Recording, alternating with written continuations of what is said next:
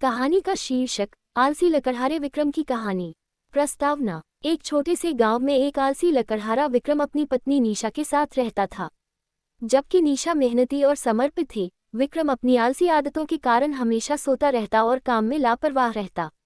ये कहानी है विक्रम की, जो अपनी आलस्य से कैसे परेशान हुआ और अंततः अपनी गलतियों से कैसे सीखा। खंड 1। विक्रम की आलसी आदतें। गांव के लोग विक्रम को उसकी आलसी आदतों के लिए जानते थे। दिन भर सोने या खेलने में ही उसकी रुचि थी। उसकी पत्नी निशा, जो बहुत मेहनती थी, हमेशा उसके आलस्य के कारण परेशान रहती। वह दिन रात घर और खेतों में काम करती, लेकिन विक्रम बस सोने में ही खुश था। खंड 2। सरपंच की चेतावनी। एक दिन गांव के सरपंच ने विक्रम को बुलाया और कहा, यदि तुम मेहनत करोगे तो तुम्हें लकड़ी काटने के लिए बड़ा ऑर्डर मिलेगा। विक्रम ने सरपंच की बातें सुनी, लेकिन उसने अपनी आलसी आदतें नहीं बदली। वह घर लौट आया और फिर से सोने लगा। खंड 3। मौका हाथ से गया। जो ऑर्डर अक्सर उसके लिए होता, वह इस बार उससे दूर चला गया। निशा ने उसे समझाने की बहुत कोशिश की, लेकिन विक्रम ने उसकी बातें नजरअंदाज कर दी। फिर से मेहनत करने की क्या जरूरत है, उसने सोचा। खंड 4। जंगल में खतरा। एक दिन विक्रम जंगल में लकड़ी काटने जा रहा था, लेकिन उसकी आलस्य ने उसके कदमों को थम दिया। वह थोड़ी देर में ही एक पेड़ के नीचे सो गया। तभी एक भेड़िया उसकी ओर आया। भयभीत विक्रम जागा और समझ नहीं पाया कि उसे क्या करना चाहिए। खंड 5। शिकारी विनोद की मदद। तभी एक शिकारी विनोद वहां आया और भेड़िए को देखकर विक्रम की मदद की। विनोद ने भेड़िए को भगा दिया और विक्रम की जान बचाई।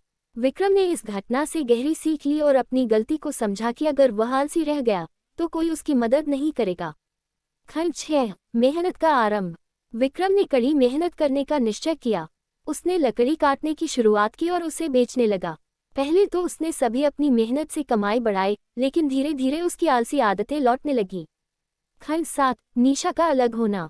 एक दिन जब निशा ने देखा कि विक्रम फिर से पहले जैसा आलसी हो गया है, तो उसने उसे समझाने की कोशिश की, लेकिन विक्रम ने उसकी बातों को अनसुना कर दिया। अंत में निशा ने विक्रम को छोड़ने का फैसला किया। खंड 8। सच्चाई का सामना। जब विक्रम अकेला पड़ा, उसने अपने नकारात्मक फैसलों पर विचार करना शुरू किया। उसकी कठिनाइयों के बीच उसने अपनी गलती को पहचानने का साहस जुटाया और समझा कि आलस्य का परिणाम हमेशा बुरा होता है। खंड 9। नया संकल्प। आखिरकार विक्रम ने अपने आलस्य को छोड़ने और मेहनत करके अपनी जिंदगी में सुधार लाने का निश्चय किया। उसने निशा से माफी मांगी और अपने जीवन को नया दिशा देने के लिए दृढ़ संकल्पित हुआ। उपसंहार। इस कहानी से हमें ये सीख मिलती है कि आलस्य केवल नुकसान ही नहीं पहुंचाता, बल्कि यह हमें जीवन में आगे बढ़ने से भी रोकता है। मेहनत ही सफलता की कुंजी है।